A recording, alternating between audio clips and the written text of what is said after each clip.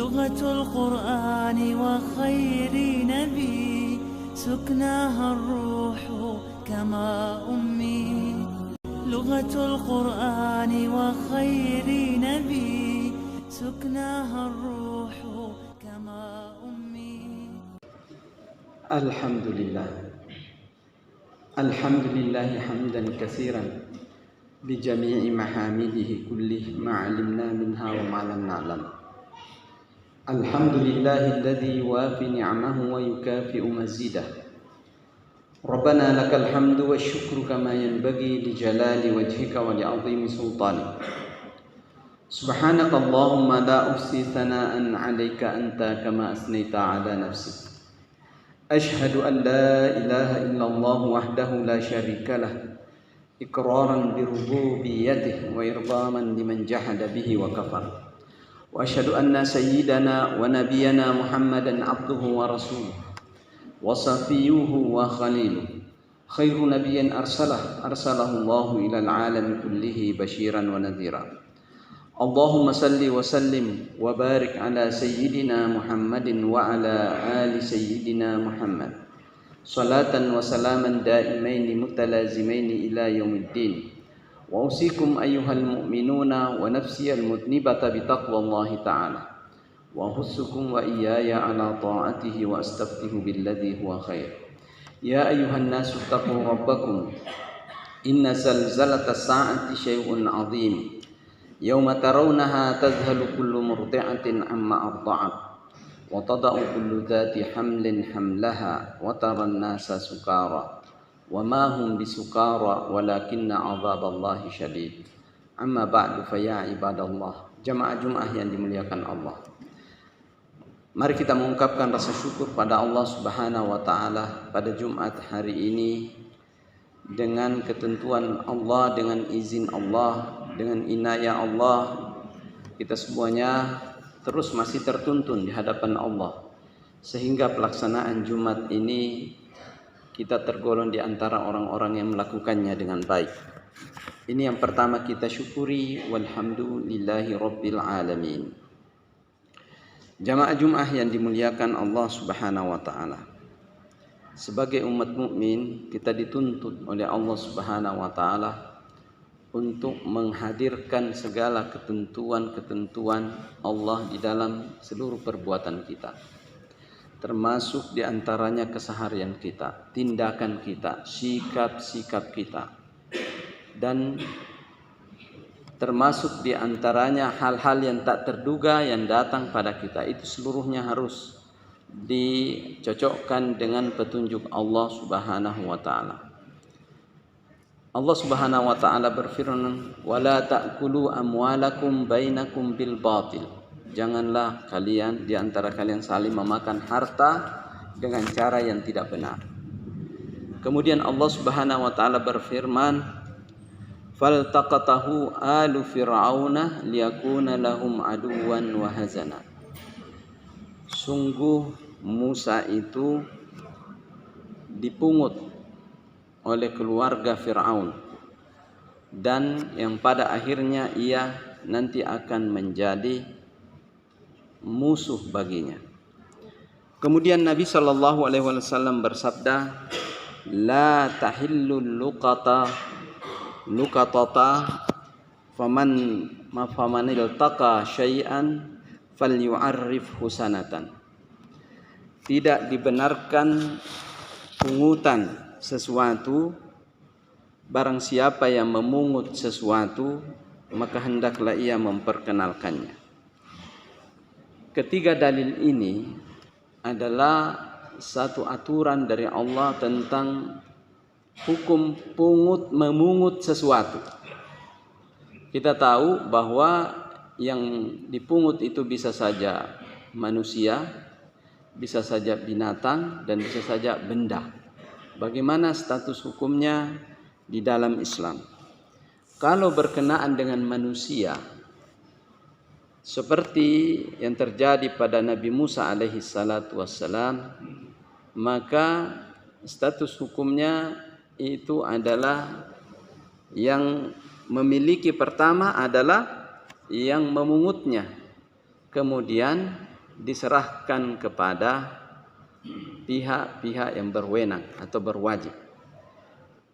Kalau Nabi Musa jelas yang memungutnya adalah orang yang bertentangan akidahnya, dan ini adalah urusannya Allah Subhanahu wa taala, yang kemudian Nabi Musa alaihi salatu wassalam bisa terbebas darinya dan kembali kepada jalan yang ditunjukkan oleh Allah Subhanahu wa taala.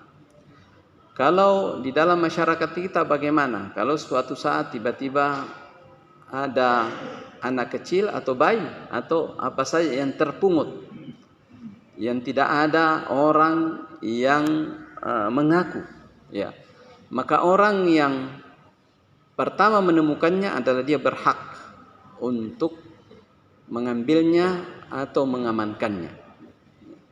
Kemudian setelah itu, ia sesuai dengan aturan yang ada, ia membawanya kepada pihak berwenang dan menunggu keputusan apakah itu akan dititipkan padanya atau dititipkan kepada pihak lain. Dan kalau ada yang mengaku datang memilikinya, maka itu harus diuji, dicek, dan kalau betul bisa diserahkan dan bisa tidak diserahkan. Kalau yang diserahkan itu apabila memenuhi syarat untuk diserahkan, dan apabila tidak maka tetap akan menjadi tanggungan pihak yang berwenang. Seperti itu kalau manusia. Bagaimana kalau benda? Benda ini atau binatang, kalau binatang dibagi atas dua. Ada yang dikatakan luqatatul hayawan allati la ta'kuluhu sigarus siba. Adalah apabila ada binatang yang berada di suatu tempat, tidak ada pemiliknya, tetapi binatang itu dia bisa hidup dengan bebas, tidak diserang oleh binatang yang lainnya. Seperti onta misalnya ditemukan di padang pasir, atau kerbau ditemukan di padang ilalang, maka status hukumnya dalam syariat Islam tidak boleh diambil. Kenapa? Karena mungkin itu ada yang punya dan nanti akan ia temukan, sementara ia adalah akan bebas dan terjaga, tidak akan diserang oleh binatang-binatang yang bisa memangsanya. Apalagi di tempat itu tidak ada harimau, tidak ada binatang-binatang yang memangsa binatang-binatang besar, maka status hukumnya seperti itu adalah dibiarkan. Bagaimana kalau binatang yang bisa diserang oleh binatang yang lebih besar seperti seekor ayam atau kambing? Maka tuntunan di dalam syariat Islam hendaknya itu diamankan sampai ada orang yang mengaku. Apabila tidak ada yang mengaku, maka disimpan selama 1 tahun, dan apabila telah disimpan 1 tahun dan diumumkan siapa pemiliknya, kemudian tidak ada yang mengaku, barulah boleh dimiliki. Dan apabila sudah dimiliki dan ada orang yang ingin datang mengaku, dan setelah diperiksa bahwa memang itu betul-betul miliknya, maka diserahkan kembali. Dan apabila tidak memenuhi syarat untuk diserahkan, maka itu akan menjadi pemilik yang menemukannya. Hadis Rasulullah sallallahu alaihi wasallam tadi, la tahillul luqatata faman iltaqa syai'an falyu'arrifhu sana.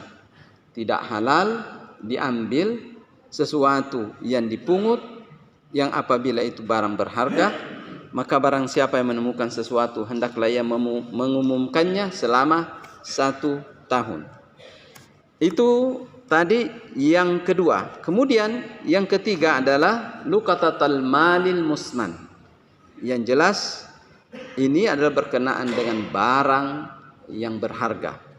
Maka itu hanya satu ketentuan saja, yaitu harus diumumkan dan disimpan sampai 1 tahun. Seperti barang-barang yang saat ini kadang kita temukan, jam misalnya, atau HP, atau yang sejenisnya, maka hal itu dalam ketentuan syariat Islam hendaklah diumumkan. Dan pengumumannya tidak boleh terlalu rinci, hanya sifat-sifat umumnya saja. Sementara kalau ada yang datang mengaku, harus sifat-sifat rincinya dijelaskan. Dan apabila setelah sampai 1 tahun tidak ada yang memiliki, maka yang menemukannya dapat memilikinya. Ini berkenaan dengan wala ta'kulu amwalakum bainakum bil batil. Janganlah kalian saling memakan harta benda kalian dengan cara yang batil. Yang keempat, atau hal yang keempat berkenaan dengan barang. Ada yang dikatakan al-muhaqqirat, adalah barang-barang yang sangat sepele, yang ditemukan seseorang, tetapi tidak mungkin orangnya secara akal mau mencarinya. Ya, misalnya saja, setelah kita keluar dari sholat Jumat, ada yang menemukan botol ada airnya di dalam, botol kecil, ada airnya. Maka hal seperti itu termasuk al-muhaqqirat. Atau menemukan kertas yang tidak ada tulisannya, ya, tetapi bersih. Ya. Atau menemukan sesuatu, ya, mungkin pulpen yang sudah patah, ya. Dan itu ada 2 kemungkinan. Yang pertama adalah memang jatuh dari orangnya, atau yang kedua ada memang dibuang, ya. Nah, kemungkinan seperti ini, atau makanan yang jatuh. Rasul sallallahu alaihi wasallam pernah berjalan mendapatkan sepotong roti yang jatuh. Itu kan milik orang. Tetapi ini adalah termasuk al-muhaqqirat. Rasulullah sallallahu alaihi wasallam mengambilnya dan memakannya langsung. Kenapa? Karena hal ini dianggap tidak mungkin ada yang mencarinya. Samalah dengan botol tadi. Tidak mungkinlah, ya, secara logika, walaupun itu bisa terjadi, bahwa ada kehilangan botol minuman aqua yang kecil, sudah diminum setengah, disimpan di luar, kemudian tiba-tiba kita tunggu sampai ada orang mengumumkan di mikrofon, barang siapa yang mendapatkan ini. Itu hal yang ini. Maka untuk hal-hal seperti ini di dalam syariat dibolehkan. Samalah dengan orang menemukan uang recehan. Ketika uang recehan ditemukan, bagaimana seharusnya? Ya, seharusnya dilihat dulu kiri kanan, ada yang punya ini. Kalau ada orang tidak ada yang punya, ya bisa diambil, dimasukkan ke masjid. Atau mungkin ada orang dia masukkan ke kantongnya juga tidak apa-apa. Ya, kenapa? Karena secara logika hukum Islam itu adalah hal yang al-muhaqqirat, sesuatu yang sangat rendah dan kemungkinan orang tidak mencarinya. Hal ini didasarkan pada hadis Aisyah radhiyallahu taala anha. La ba'sa bima duna ad-dirhami an yustanfa'a biha. Tidak apa-apa yang kurang dari 1 dirham untuk dimanfaatkan bagi siapa yang menemukannya. Persoalan ini adalah persoalan kejujuran dan keimanan di dalam hati seorang mukmin. Bukankah kita menginginkan doa-doa kita diterima? Bukankah kita menginginkan bahwa seluruh yang masuk ke dalam perut kita adalah halal? Nah, kadang tidak terasa, tidak terketahui pada hal-hal kita menemukan sesuatu, maka alternatif ini bisa kita lakukan. Dan apabila berkenaan dengan hal al-muhaqqirat, sesuatu yang sangat sepele, maka itu tidak termasuk di antara pelanggaran memakan hak harta atau hak orang lain.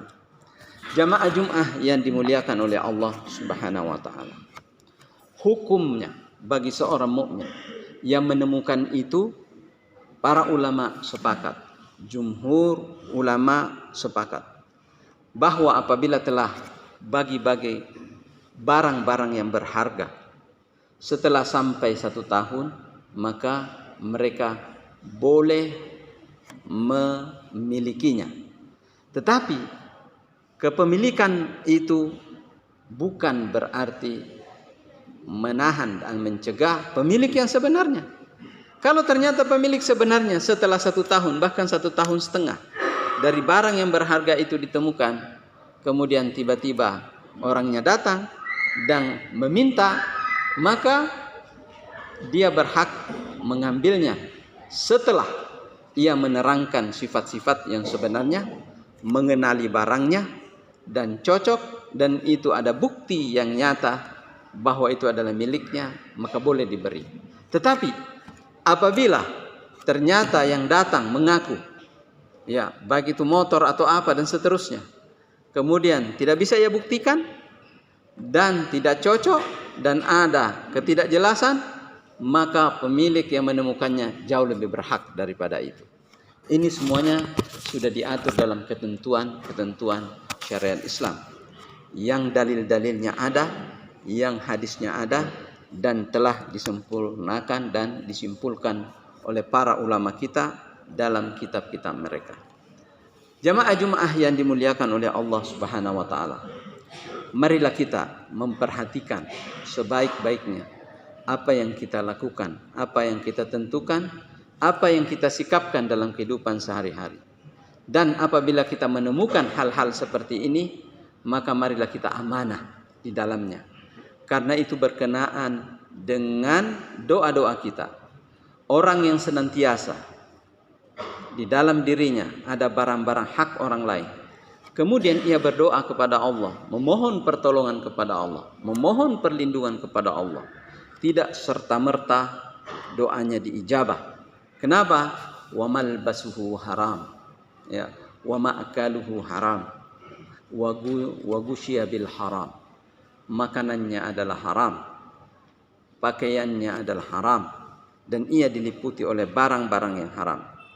Dan barang haram itu terkadang ada pada seseorang itu tidak disadarinya, dan ada juga orang yang menyadarinya. Bagi yang menyadarinya, maka sebaiknya bertobat kepada Allah. Bagi yang tidak menyadarinya, maka sebaiknya beristighfar dan berupaya semaksimal keras untuk menghindarkan hal-hal itu dari dirinya.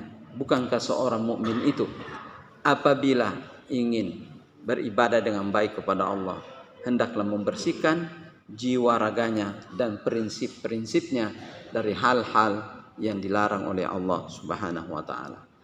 Aqulu qauli hadza wa astaghfirullah li wa lakum fa ya fawzal mustaghfirina fastaghfiruhu yaghfirillahu lakum astaghfirullahal azim. Lughatul Qur'ani wa khairi nabi سكناها الروح كما أمي لغة القرآن وخير نبي سكناها الروح كما أمي